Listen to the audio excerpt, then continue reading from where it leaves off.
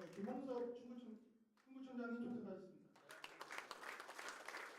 자, 우리 사고로 김정남 당대표 모십니다. 당대표님 오셨습니까? 설미단 유치원시장이. 그래서 오늘 우리가 한번 마음을 한번 다 잡아보자, 같이 모여서 그런 취지로 오늘 제 당직자 연수를 하고 이정현 당대표님 모시고 인사 말씀 청해 듣도록 하겠습니다. 큰 박수 부탁드립니다. 제가 상당히 키가 좀 큰 편인데 이게 굉장히 높네요. 이거 뽑아서 얘기해야 되겠다. 너무나 존경하고 좋아하는 우리 인천의 당직자 여러분 너무 반갑습니다. 당대표입니다. 제가 복장이 좀 불량하죠. 한 2주 전에 우리 해경이 중국 불법 어선을 단속하다가 단속정이 정복되고 위험한 일이 있어서 제가 새벽에 해당 부처 관계자들을 전부 불러내서 현지에서 당정회의를 한 적이 있었습니다. 그때 설명을 듣고 간 뒤에 이런저런 건의를 받고 각 부처에 지시를 했지만 도저히 마음이 놓이지 않아서 제가 오늘 다시 또 해경을 방문을 해서 직접 배를 타고 둘러보고 여러 가지 설명을 들었습니다. 제가 오늘은 아주 마음이 무겁습니다. 제가 어저께는 강원도 춘천을 가서 강원도 춘천을 가서 강원도지구 당직자들과 현지에서 최고위원 회의를 하면서 동계올림픽을 포함한 지원 대책을 논의를 하고 그리고 최전방 한 번도 온 적이 없다고 하는 최전방 부대까지 가서 밤늦게까지 전부 둘러보고 또 부사관들 부부들을 불러다가 부사관들 애로사항도 듣고 쭉 듣고 우리나라 그쪽 계통으로서는 최전방에 있는 마을에서 어젯밤에 자고 마을 회관에서 자고 아침에 6시 반에 출발을 해서 송파에 있는 경찰병원에 가가지고 경찰 그 사제총에 희생돼서 돌아가신 거기 조문을 하고 경찰문란 행사를 보고 그리고 오면서 김밥 한 줄 차 안에서 먹고 그리고 지금까지 둘러보고 이렇게 왔습니다. 제가 왜 마음이 무거운가 하니 경찰 공권력입니다. 국민을 대신해서 힘을 갖고 질서를 바로잡으라는 경찰이 현장에 가서 단속 활동을 하다 즉사를 했습니다. 그리고 오늘도 가서 만난 곳은 또 해경이 중국 어선에 정말 온갖 갈구리와 무서운 도끼와 이런 걸 가지고 단속하는 그 해경들의 동영상도 지켜보고 만나서 이렇게 보고 오면서 지금 제 마음의 결심은 새누리당이 왜 존재하는데 새누리당이 왜 있어야 하는데 라고 하는 것에 대해서 많은 마음속의 질문을 했습니다. 지금 21세기고 얼마나 이 나라가 많이 정상화되고 있는 이런 속에서 이렇게 질서를 잡는 공권력이 현장에서 이런 식으로 말하자면 그 생명의 위협을 느끼기까지 이런 위협을 받는다고 한다면 이걸 지켜주지 못한다고 한다면 새누리당은 저는 존재할 이유가 없고 저는 당 대표로서 자격도 없다고 생각을 했습니다. 그래서 여러 가지로 지금 경찰, 해경, 소방관들의 이런 위험에 노출되어 있는 이런 부분들에 대해서 앞으로 수도 없이 많은 당정회의를 통해서 공권력을 확립시키고 경찰과 해경과 또 119와 이분들은 개인이 아니고 직업인이 아니고 대한민국 국민의 생명 그리고 재산을 지키는 국가 권력이라고 하는 점을 분명하게 세우는 그러한 법안과 예산과 정책 이 부분에 대한 각별한 노력을 한 번으로 주장하고 마는 것이 아니라 계속 챙기면서 하는 그런 일을 해야 되겠다라고 하는 결심을 하고 왔습니다. 그럼에도 불구하고 제 마음은 많이 무겁습니다. 당직자 여러분, 지금 당이 많이 어렵습니다. 그렇지만 여러분 다 알다시피 우리나라는 참 묘한 여론조사가 있습니다. 대통령이 당선이 되면 일을 하나도 안 했는데 저 사람이 지금 뭘 할지도 모르는데 지지율이 92%, 93%입니다. 첫 해는 항상 그렇습니다. 그리고 80%, 70%, 50% 내려오다가 이제 정권 말쯤 되면은 지지율들이 많이 떨어져서 이렇게 평가를 받게 됩니다. 지금 박근혜 정부가 여러 가지로 국민들로부터 이런저런 말하자면 그 소망스럽지 못한 그런 그 비판을 받고 있다 하는 것에 대해서 당대표로서 누구보다도 잘 알고 있습니다. 그런데 제가 우리 당원 동지 여러분들에게 좀 말씀드리고 싶은 게 있습니다.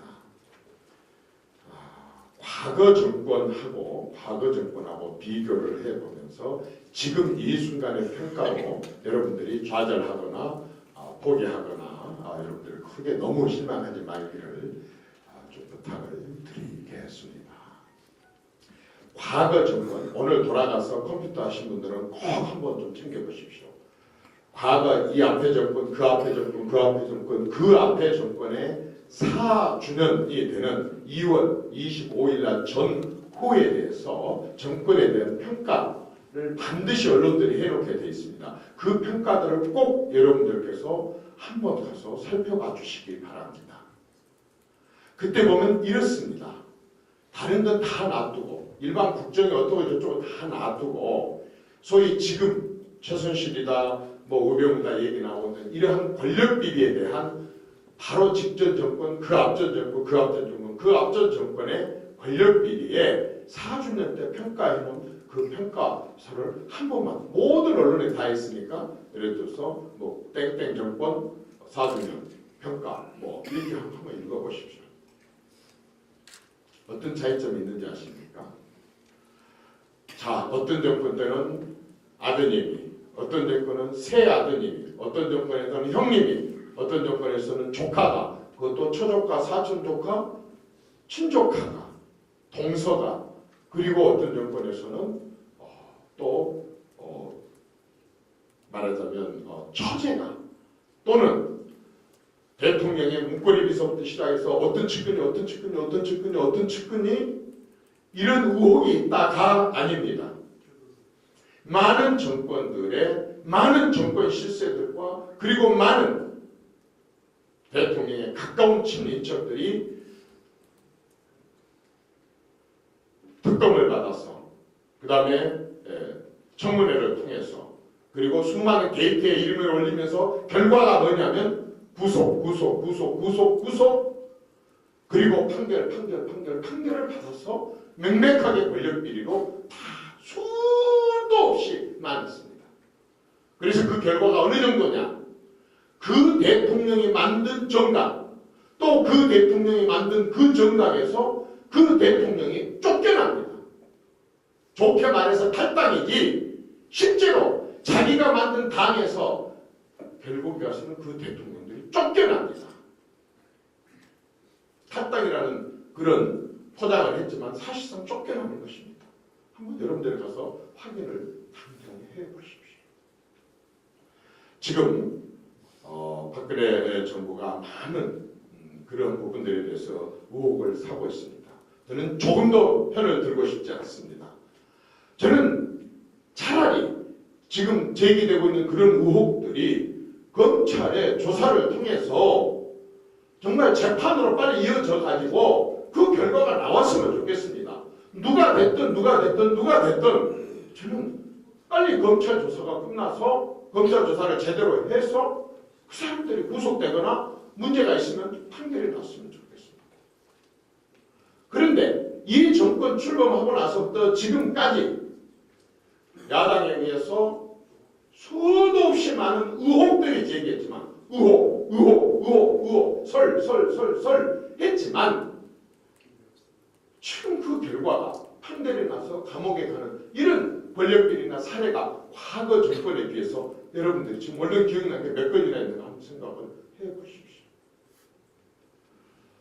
어디도 여러분들이 수도 없이 많은 청문회를 봐왔었지만은 정치권 차원에서 조사를 하는 데는 한계가 있기 때문에 드러나지 않습니다. 그렇다고 그렇다고 해서 이 정권에 문제가 있는 사람들이 검찰에 고발되지 않는다거나 검찰을 피할 수 있느냐? 천만의 말씀이라는 건 여러분들이 잘 알 겁니다. 그렇기 때문에 저는 지금 거론되고 있는 문제들에 대해서 구체적인, 본인들은 아니다고 얘기를 하니까 본인은 아니다고 하는 거고, 그것이 문제가 있다, 법적으로 문제가 있다라고 얘기한 사람들에 대해서 법적으로 고발을 해서 검찰에서 그 부분에 대해서 수사를 받고, 그리고 그 결과가 법원에 의해서 판결을 받고, 이렇게 빨리빨리 정리가 돼서 개판이 쳐졌으면 좋겠습니다. 이렇게 되는 것이 법치국가고 이렇게 되는 것이 정당하게 맞습니다. 여러분들 십상시라고 들어보셨었죠? 6개월 이상 언론에 묻지못지하게 많이 야당에 의해서 제기가 됐습니다. 그리고 그 십상시들이 한 달에 한 번씩 강남 어디에 모여서 회의를 한다는 구체적인 식당 이름까지 다 공개가 됐습니다. 그리고 그것까지 6개월 동안을 대통령을 말로 형을 할 수 없이 흔들어 댔습니다. 지금 십상시라는 글 한 줄이라도 뜬 거 봤습니까? 십상시에 대해서 구체적으로 고소하고 고발하고 문제점을 찾아가지고 십상시의 실체가 있었다고 하는 거 하나라도 보셨고, 그 식당이 누구든지 다 가서 취재할 수 있고 누구든지 다 가서 볼 수 있는데, 그 식당에서 그런 회의가 이루어졌다는 거, 그거 하나를 증명을 못하는 세상이 아니지 않습니까? 없습니다.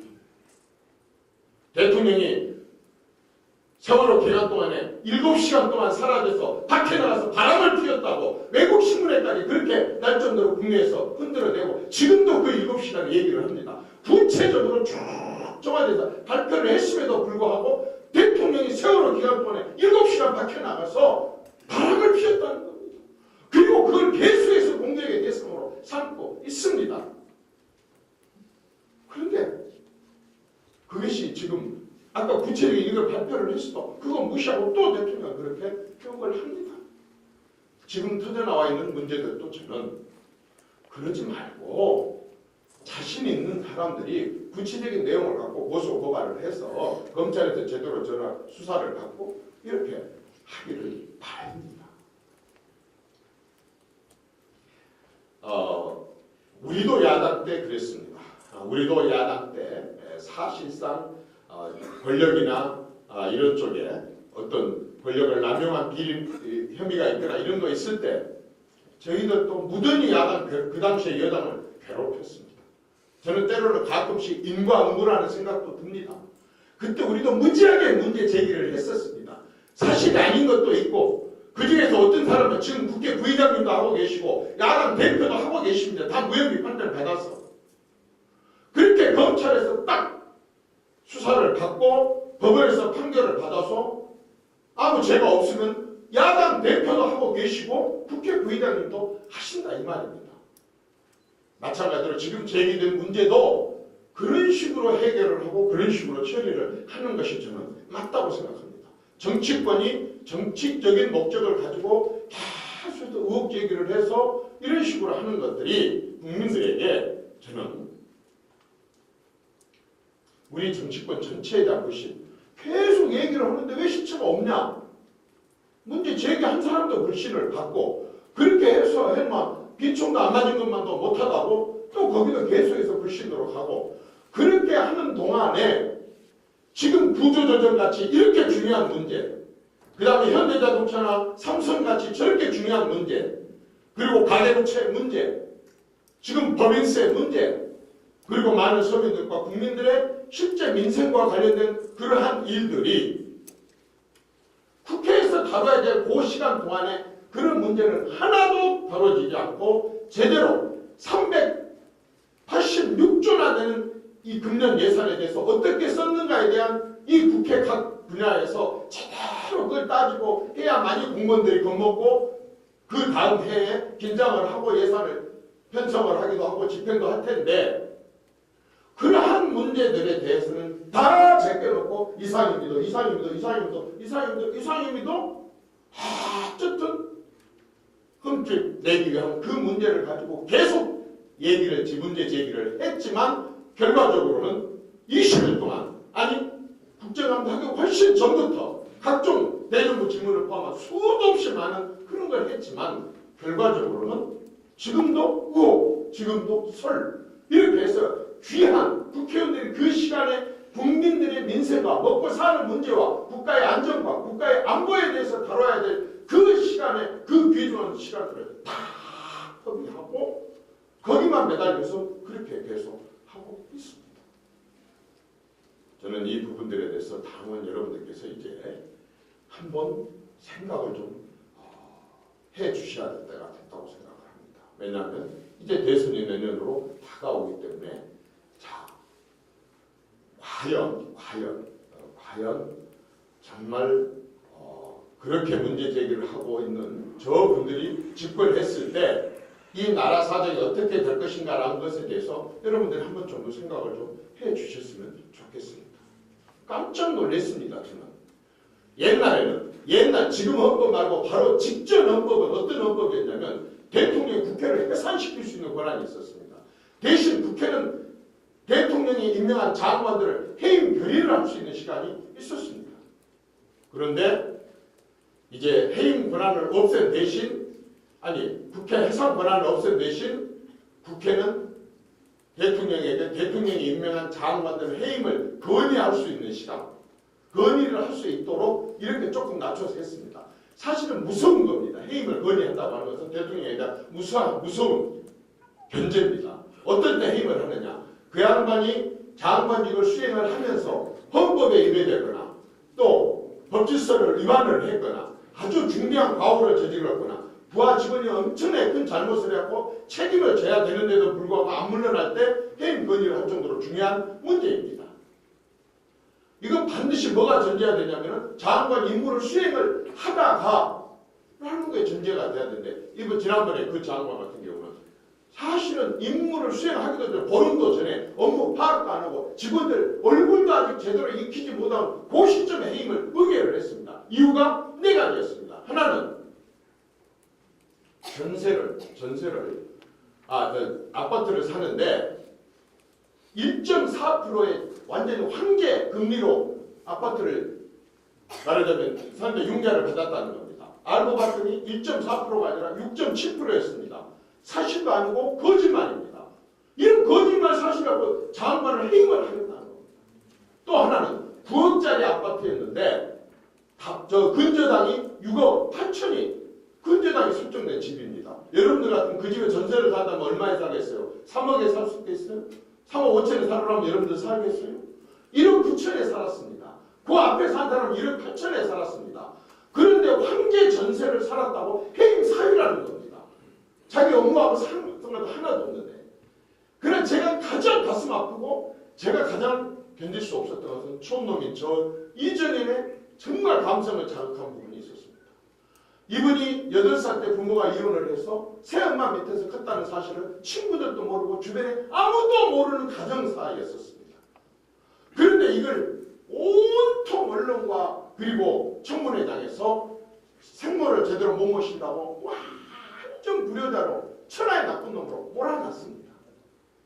근데 알고 봤더니 동생이 그 새엄마를 모시고 있다가 동생이 미국으로 잠깐 발령이 나서 가면서 혼자 있기 때문에 차 상위로 이렇게 대접을 했다가 돌아와서 다시 엄마를 모셨는데 그래서 새엄마와 이 친엄마를 형제들이 그동안에 잘 모셨는데 이렇게 불효자로 만들어가지고 너무 가정사를 다 파헤쳐가지고 학살을 해서 정말 고개를 못 들게 만들었다는 겁니다.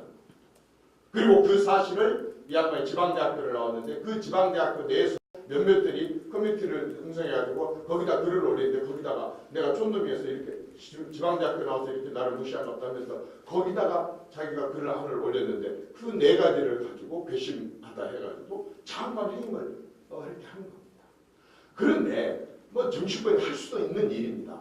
그러나 이것은 정말 너무 정말 저 같으면 낯가림지러워서도 이런 일로 장관을 해임을 하고 국회에서 의결을 해버리기까지 이른다고 하는 것은 국회의원의 숫자만 가지고도 이렇게 무서운 짓을 할 수 있는 사람들이 만약의 경우에 검찰총장을 임명을 할 수 있고 국세청장을 임명을 할 수 있고 금감원장을 임명을 할 수 있고 경찰청장을 임명할 수 있는 많은 권한을 가졌을 때 해서는 안 될 일이지만 그러한 권한을 갖고 무슨 일을 할지 모르기 때문에 두렵고 우리 당원들은 바로 그런 사람들이 우리의 상대라는 것을 분명하게 인식을 해야 된다. 그 말입니다. 맞습니다.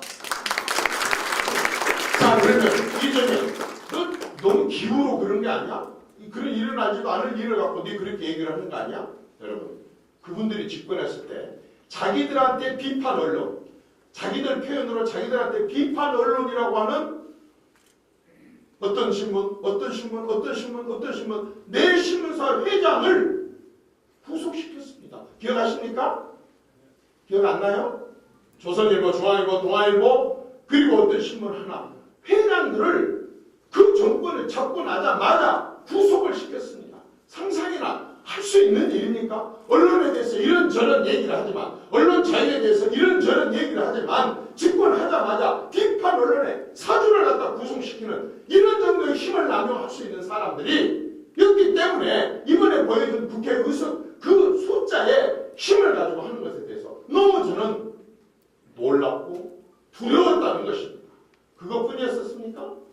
우리가 야당 시절에 여소, 야대였었습니다. 그런데 기억하십니까?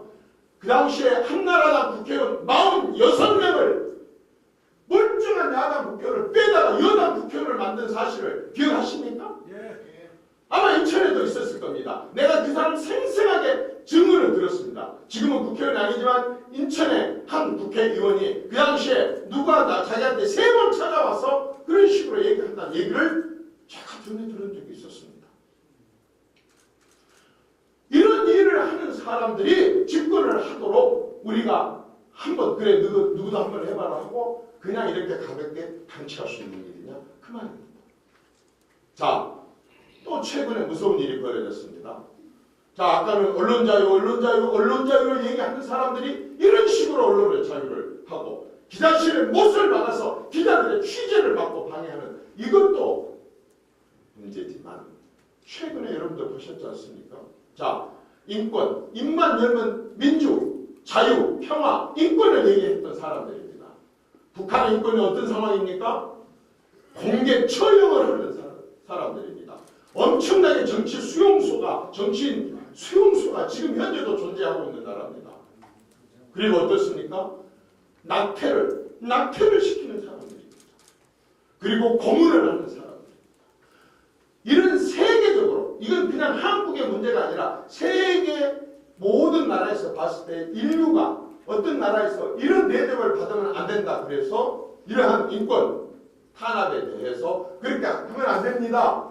하고 그것을 중단하는 것을 촉구하는 그런 유엔의 결의를 하는데 북한이 그렇게 하고 있어. 북한을 지명해서 그걸 하는데 대한민국 정치 집단은 여당이 됐든 야당이 됐든 누가 됐든 간에 어떤 위치를 취해야 됩니까? 찬성해요. 당연히 찬성을 해야 되는 거 아닙니까? 그런데 우리가 너무 속속들이 잘 알고 있는 우리하고 말도 통하고 우리하고 역사도 공유하고 있고 우리하고 모든 생각이 같고 다만 38선으로 저쪽에 있고 이쪽에 있다는 것밖에 차이가 없는 그쪽 사람들이 그렇게 인권의 탄압을 받고 있다고 하는 것을 누구보다도 더 잘 알고 있는 우리나라에서 유엔에서 그 일을 한다고 한다면 당연히 앞장서서 찬성을 해야 함에도 불구하고 한 번은 불참, 한 번은 기권, 한 번은 뭔 일이 있었는지 찬성을 했다가 한 번은 또 기권을 했습니다. 우리는 그 답을 들어야 됩니다. 대한민국에서 정치할 사람들은 개인이 됐든 집단이 됐든 누가 됐든 간에 북한의 인권에 대해서 개선을 해야 된다고 생각하냐 아니면 그대로 쳐박아둬야 된다고 생각하느냐라고 하는 것에 대해서 반드시 답을 들어야 됩니다. 그렇지 않습니까? 우리는 그걸 듣고자 하는 것입니다. 과거에 자신들이 집권하던 시절에 북한의 인권에 대해서 그렇게 외면을 하고 정말 국제적으로 창피스럽게 부끄럽게 수치스럽게 북한의 인권에 대해서 자신들이 늘상 얘기했던 그 인권하고 무슨 차이가 있어서 국제무대에 가서 유엔에 가서 가장 앞장서야 될 우리나라 정권이 반대를 하고 기권을 하고 했다고 한다면 지금 우리는 물어봐야 되지 않습니까? 자, 지금 생각도 그러느냐? 앞으로도 그렇게 할 것이냐? 이건 순간의 문제가 아니지 않습니까? 선택의 문제가 아니지 않습니까? 이건 필연의 문제가 아닙니다. 그렇다고 한다면 우리는 그 답을 들어야 되기 때문에 지금 정치적으로 공격하는 것도 아니고 무슨 선거용으로 하는 것도 아니고 우리는 우리 내부에 그런 정치 집단이 있다고 한다면 정치 집단이 됐든 정치인 개개인이 됐든 우리는 그 답을 반드시 들어야 됩니다. 그렇지 않습니까? 예, 반대하느냐, 북한 인권 개선하는 것에 대해서 반대하느냐, 찬성하느냐. 앞으로도 그 부분에 대해서는 일관되게 그렇게 찬성을 할 것이냐, 말 것이냐에 대해서 개인과 그 정치 집단들에 대해서 그 얘기를 반드시 들어야 되지 않겠습니까? 그 다음에 이렇게 남과 북과 관련된 이런 중대한 문제에 대해서 판단이 안 선다고 한다면 우리 같으면 바로 판단이 쓰는데 그럼에도 불구하고 판단이 쓰지 않는다고 한다면 정치 집단과 정권은 누구한테 물어야 됩니까? 이건 절대적으로 국민 공감대가 최우선 아닙니까? 국민이 우선 아닙니까? 국민 공감대를 형성해서 국민들이 반대하라고 한다면 그건 반대할 수도 있습니다. 그런데 국민들에게 물어서 국민들의 공감대를 형성을 해서 찬성을 하든 반대를 하든 라고 판단을 해야 되는데 국민들도 모르게 이게 중요한 겁니다. 국민들도 모르게 북한의 주민들한테 물었습니까? 그 주민들의 인권을 탄압하는 주체들에게 국민들의 몰래 물었다고 한다면 정말 물었어 안 물었어 하고 당연히 국민 입장에서 그 사람들한테 우리가 누가 알았었습니까? 우리가 폭로했습니까? 그 정권에서 같이 정권을 이끌어갔던 외교부 장관이 최근에 쓴 책에서 그걸 밝혔기 때문에 알았지 우리가 알기나 했냐고요. 지금까지 몇 년 동안 모르고 지냈지 않습니까? 그분이 글을 쓰지 않았다고 한다면 몰래 그런 일을 한 것을 아무도 몰랐을 거 아니겠습니까? 그렇습니다. 그렇다고 한다면 지금 와서 그게 사실이야? 사실인지 아닌지 한번 얘기해 보시오. 당연히 물을 수 있는 권리 아닙니까? 이건 물으면 안 됩니까? 물어야 되죠. 이거 당연히 물어야 되지 않겠습니까? 자, 그걸 묻고 야, 어떻게 그렇게 할 수 있어? 그럼 앞으로도 남북 문제에 관련된 것을 국민들한테 묻고 국민들을 설득하고 국민들의 공감대를 형성해서 할 것이 아니라 앞으로도 당신들은 그리고 당신은 남북 문제에 관해서 중요한 문제를 항상 북한에다 묻고 그것도 국민 몰래 묻고 그렇게 판단할 것이요? 이렇게 물어야 우리가 물어봐야 되는 거 아닙니까? 선거가 판단인데 선거가 선택인데 그렇게 하겠다고 하는 걸 당당하게 밝히는 것이 그게 정치고 그게 정당이고 그게 집권하려고 하는 사람들과 그 정당의 당당한 입장 아닙니까? 그걸 숨기고 그래서 그때 가서 가보고 집권하면 그때 가서 보고 트럼프도 아니고 승복할 건가 말 건가 그때 가서 볼 것이 아니라 지금 그 사실에 대해서 우리는 들어야 되기에 정치적인 공격과 공세를 하는 것이 아니라 정략적인 싸움을 하는 것이 아니라 그걸 지금 묻고 있는 것입니다. 여러분. 이게 잘못된 것입니까? 잘한 겁니다. 우리가 새누리당이 절대로 야당에게 정권을 내줄 수 없는 이유가 바로 이런 점 때문에 그렇습니다. 말로 하는 인권, 실제로는 거짓말. 말로 하는 민주, 실제로는 거짓말. 그리고 말로 하는 언론 자유, 실제로는 거짓말. 이걸 우리가 생생하게 봐왔기 때문에 이 부분에 대해서 우리가 긴장을 하자. 그 말입니다, 여러분. 별로 공감이 안 돼요? 여러분, 오늘 손바닥 아프신 분들만 오신 줄 알았어요. 박수를 안 쳐요. 자, 마지막으로 말씀을 드리겠습니다. 여러분, 저는 전라도에서 22년 동안 한 번도 변함없이 단 한 번도 다른 곳에서 생각하지 않고 전라도에서만 22년을 출마를 해서 20년간 떨어지고 그리고 최근에 2년간 당선된 사람입니다. 여러분들이 제가 그 20년의 세월을 얘기를 하면 저는 절대로 지금같이 이런 낭랑한 목소리로 못합니다. 저는 그 제가 당했던 것과 제가 겪었던 것을 얘기를 하면 저는 5분도 안 돼서 울고 맙니다. 그런 어려움을 겪어도 기억고 참고 해서 2번을 당선이 됐습니다. 그리고 또 저는 새누리당 129명의 국회의원 중에 우리 정윤석 선배님은 도와줬을는지 모르겠는데 아마 새누리당 국회의원 128명이 속으로 이렇게 생각을 했을 겁니다. 저것이 대표가 될 수 있을까? 대표가 된다고 치다 저거다 묻히고 대표님이라고 불러. 아마 틀림없이 이랬을 겁니다. 여러분들도 다 마찬가지입니다. 조금도 잘못된 거 아닙니다. 당연한 겁니다. 지 혼자 와 있는 전라도 놈이 새누리당 안에서 혼자 해방 이래로 보수 집권당의 당대표가 호남에서 나온 적이 없는데 어떻게 지가 새누리당 당대표가 될 수 있었겠어? 책임당원 돈 2,000원씩 내는 책임당원 우리 전체 당원의 호남 전체 합해갖고 몇 퍼센트인지 아세요? 2.7%입니다. 경상도 합해서 몇 퍼센트인지 아세요? 49%입니다. 결과 이정현이 당대표 됐습니다.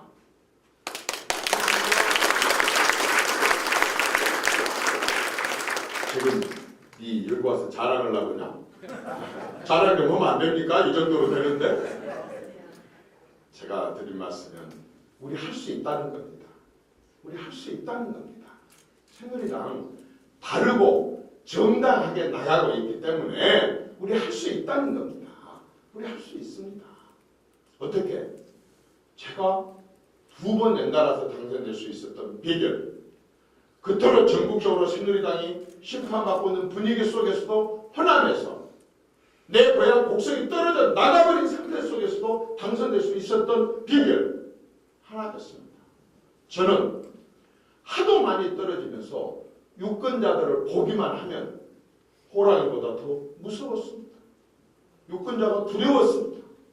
제가 출마해갖고 720표를 얻을 때 하루에 30번씩 35번씩 목이 다 쉬도록 그것도 그냥 댕긴 게 아니라 저 좀 쳐다봐주라고 패백 드릴 때 그 남자들이 입는 그 울긋불긋한 점쟁이가 입는 그런 옷을 입고 그 광주 시내로 쏟아다니면서 720표를 얻은 적도 있었던 그쪽에서 저는 포기를 하지 않고 한 표 한 표 720표가 저한테 얼마나 소중하다는 것을 누구보다도 뼛속 깊이 새기고 있는 사람이기 때문에 두렵고 무서워서 소중해서 그 심정으로 사람들에게 다가갔습니다.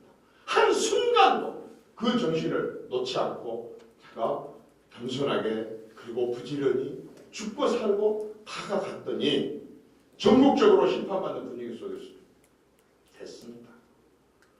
하물며 인천에서 경기에서 서울에서 대구, 경북, 부산, 경남, 대전, 충남, 충북, 강원, 제주에서 아무리 어려워도 제가 했던 것만큼 어렵겠습니까? 제가 명함 들고 있는 눈구멍을 파버린다고 어디서 눈구멍을 치피투가 한나라 정신니까 명함돌이가 생기냐고 이런 소리를 들어가면서도 다리가 후들거려서 정말 털썩 주저앉아버리고 싶은 그런 심정 속에서도 내가 포기하면 대한민국의 지역주의는 이제 끝장이다. 절대로 무너질 수 없다. 이정현이 이만큼 해왔기 때문에 이정현이가 뚜든 김에 계속 두드러 놨으니 어떻게 언제 한번 뚫릴 날이 있겠지. 하고 죽고 살고 했더니 정말 지역주의가 너무 좋습니다. 절대 넘을 것 같지 않은 지역주의가 너무 좋습니다. 절대 될 것 같지 않은 호남 출신 이정현이가 당대표가 됐습니다. 제가 오늘 바닷가에서 나는 갈매기들을 보면서 네 말고 거의도 너처럼 나를 수 있어. 이정현이 같이 이렇게 하면 거의도 그 똥집 무거운 거의도 이정현이 같이 이렇게 하면 너처럼 나를 수 있을 거야. 제 컬러링의 거의의 꿈을 한 번도 바꾼 적이 없고 거의의 꿈을 처음 가사를 접했을 때 나만큼 펑펑 우는 사람이 없었을 겁니다. 너무 제 신세하고 똑같았습니다. 너무 많은 사람들이 등 뒤에서 비웃고 너무 많은 사람들이 안 된다고 불가능이라고 얘기를 하고 아무리 가까운 사람도 모두가 다 아니라고 얘기할 때도 기어코 넘어야 되겠다는 신념 하나로 했더니 넘어섰습니다. 당원 동지 여러분, 아까 제가 설명을 했었지만 당분간은 우리 새누리당이 절대로 이 정권을 넘겨줘서는 안 될 것 같습니다. 너무 무서운 정치 보복과 그리고 상상을 초월한 비합리적인 이런 정치의 모습을 지금 겪기에는 우리나라가 너무 여러 가지로 어려움이 많습니다. 그렇습니다. 한 분 한 분이 진심된 마음으로 나라를 구한다는 마음으로 나라를 지킨다는 심정으로 정말 당원 동지 여러분께서 지금까지 당을 지켜주셨듯이 저 이정현이 호남에서 22년 동안 그렇게 피눈물을 흘리면서 힘껏 지키려고 했었던 이 지역주의 벽을 넘는 그러한 꿈을 비웠고 달성시켰듯이 여러분들께서 정말 애국심으로 새누리당 한번 끝까지 지켜주십시오. 그것이 우리 자식들과 또 우리 미래를 위한 길이기 때문에 그렇습니다. 지금까지도 너무 고맙고 너무 감사드립니다. 제가 한 가지만 말씀드릴게요. 박근혜 오늘 대통령 지지율 25%, 지금까지 최저라고 합니다. 제가 박근혜 대통령이 공식 석상에서 흔들리는 모습을 딱 한 번 봤습니다. 13년 동안을 가까이서 아주 가까이서 같이 헬기도 타고 다니고 같이 비행기도 타보고 같이 기차도 타보고 모든 행사장에 같이 다녀보고 대표 시절에 무관에 또 배배종을 하는 시절에 또 선거 때 대통령 후보가 돼서 대통령이 되고 난 뒤에도 줄곧 옆에서 가까이 지켜봤는데 참 힘들게 사시는 분이다. 어쩐다고 저렇게 허리를 꼿꼿하게 세우고 피곤한데 좀 눈도 좀 붙이고 하시지 저렇게 사실까 속으로 생각을 많이 했는데 이분이 다 흔들리는 것을 한 번 봤습니다. 2005년 아마 4월달이 되지 않았을까 싶은데 제가 정확한 달은 모르겠습니다. 아침 최고의 회의를 하고 있는데 비서가 쪽지를 하나 넣어드립니다. 받지만 등남 이 쪽지가 하나 들어갑니다. 근데 그때 본 박근혜 대표의 모습은 내가 평상시에 봤던 박근혜 모습이 아니었습니다. 너무 안절부절입니다. 회의를 중단해요. 끝내 회의를 중단을 하고 거의 100m 달리기 수준으로 뛰어서 자기 차로 가는 걸 봤습니다. 그리고 한참 만에 돌아왔습니다.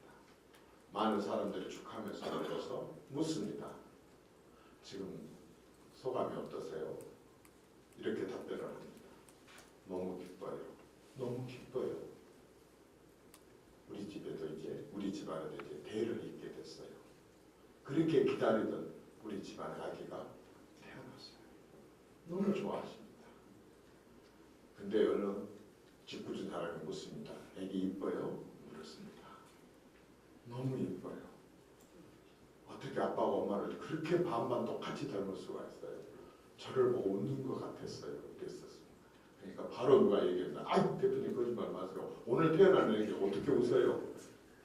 아니 웃는 것 같이 보였어요. 감정을 추스리지를 못한 걸 봤습니다. 그 뒤로 대표가 입을 잘 안 열면 입을 열게 하는 비결이 있습니다. 세연이 잘 커요? 세연이 말해요? 세연이 걸어요? 세연이가 고모라고 해요? 라고 물으면 그때부터 애 흉내를 내기 시작합니다. 어쩌면 그렇게 정말 해맑게 애 흉내를 낸지 모르겠습니다. 제가 옆에서 봤을 때는 어떤 느낌이 드냐면 어른들이 말하는 눈 속에 넣어도 아프지 않는다 라는 말을 이럴 때 두고 하는 말인가 싶었습니다. 그런데 대통령이 되시고 대통령이 되고 나서 그렇게도 이뻐하던 조카 그리고 항상 마음속으로 안쓰럽게 생각하는 남동생이 청와대에 단 한 번도 발을 못 디디게 하고 이렇게 절제를 하면서 자기 사적인 부분에 대해서는 완전히 내려놓고 오로지 국가 그리고 국민 이것만 생각하면서 24시간을 거기다 다 쓰는 대통령을 제가 보면서 요즘에 이런저런 얘기가 나올 때마다 많은 생각을 하게 됩니다. 이런저런 얘기들이 많이 지적이 되고 있지만 과거 정권처럼 청와대에서 저녁에 어깨동무를 하고 무슨 노래를 불렀다는 둥, 무슨 폭탄주를 마셨다는 둥 하는 얘기들이 나오고, 그래서 줄줄이 좋지 않은 일에 연루되고 하는 그런 사건들이 터지죠. 그렇게 이뻐하는 조카와 동생을 청와대 한 번 부르지 않고 이렇게 자기 절제를 하고 있는 이분에 대해서 적어도 우리가 그 진심을 알아줄 날이 아마 있을 거라고 저는 확신을 하고, 여러분들께서도 그 진심에 대해서 정말 지금까지 가졌던 신뢰를 잊지 말고 꼭 유지를 해 주실 것을 부탁을 드리겠습니다. 마지막으로 부탁합니다. 동기 여러분, 제가 해보니까 최고로 무서운 힘은 단합입니다. 단결입니다. 가장 나쁜 것은 분열입니다. 특히 내부에서 서로 갈등하고 하는 것입니다. 가끔씩 봐보면 시도에서도 국회의원님들과 당협위원장님들과 시도의원들과 시군 구의원님들과 시장 군수구청장님들과 이 단합된 모습을 보이지 못한 지역들이 있어서 참으로 안타까움을 많이 느낍니다. 꼭 우리 인천은 하나가 되어 주십시오. 그 어떤 것보다도 중요한 것은 개인이 아무리 똑똑해도 소용없습니다. 단합과 화합된 힘 외에는 우리가 승리할 수 있는 방법이 없습니다. 박근혜 대통령이 대통령 되고 나서 군 지휘관들을 모아놓고 아주 단호하게 얘기합니다. 적의 도발이 있게 되면 10배로 보복하라. 나는 현재 지휘관을 전폭적으로 신뢰한다. 조치 후에 보고하라. 아무리 평화 협상이 진행되더라도 절대로 방패를 내려놔서는 안 된다. 이 당부를 하는 얘기를 들었습니다. 그리고 나니까 북한이 쉽게 도발을 못합니다. 심지어는 그렇게 걸핏하면 저쪽 편들던 그런 정치 집단들조차도 최근 들어서 언론이 뭐라고 표현합니까? 안보 우클릭. 그 좌파들조차도 안보 우클릭을 하지 않으면 국민들한테 결코 인정을 받을 수 없다고 하는 것을 우리 정치권 전체가 느껴서 국민이 안보에 관한 하나로 돼가고 있습니다. 과거 정권에서 뭔 일만 있으면 막 분열 갈등이 있었던 게 이제 하나로 가면서 좌쪽도 안보 우클릭을 하고 있습니다.